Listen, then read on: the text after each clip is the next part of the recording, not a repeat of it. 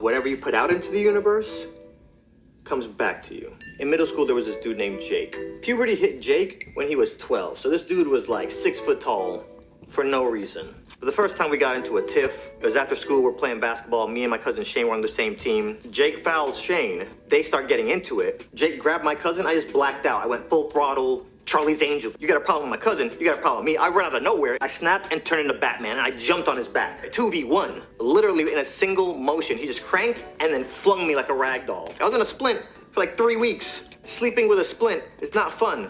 Jake just starts harassing me every day. Eventually, Jake just got tired of the standard bullying, I guess, and then he found a new way to entertain himself. If you weren't paying attention, he would run up to you and pull down your pants. Well, it's not bad enough that I'm failing algebra and failing French class.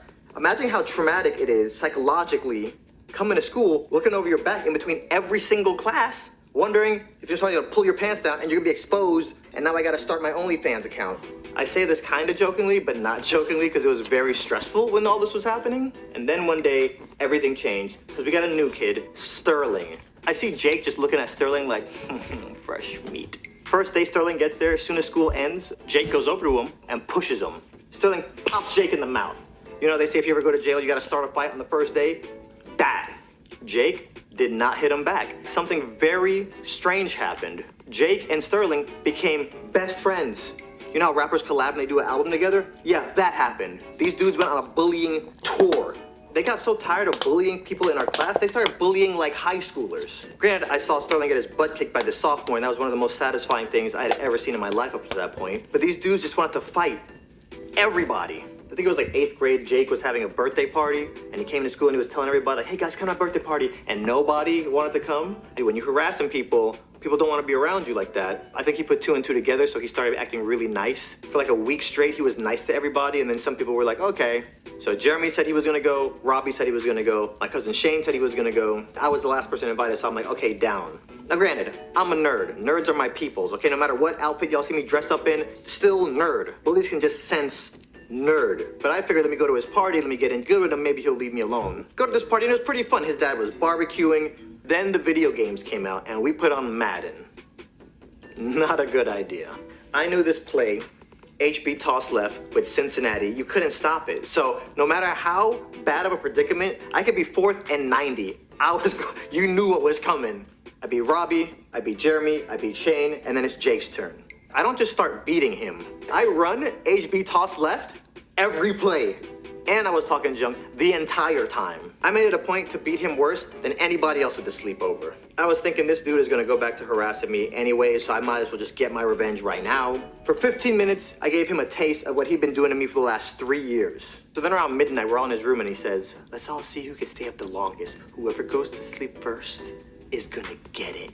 We're in his room, we're just talking. We're all there and we're talking, I'm just like, yeah. Next thing I know, I hear giggling. I am woken up by the sound of laughter and the smell of beans. I don't know what's going on, but I'm mad because everybody's laughing and I realize they did something to me. They opened up cans of beans and poured it all over me. They poured it on my head, they poured it down my shirt. Oh, hell Shane no. is there holding a can of beans laughing like, bro, eat two, Brute? You remember the time I jumped on Jake's back to save you? I have not eaten a single bean since that night. I'm traumatized, I just have PTSD. Monday comes, we go back to school, Jake goes right back to bullying everybody. This dude just made middle school a traumatic experience for every guy in our class. And once high school hit, Jake went off to a different school, I went off to a different school, never saw that dude again. So I tell you all that backstory to catch you up to now. Shane has a barbecue, we're out there talking, we're catching up. You remember Jake, you remember that time I saved you? I jumped on him like I was a Darkwing Duck, and then you stabbed me in the back by pouring beans all over me at his party? And then Shane goes, oh, did you hear what happened to him? No.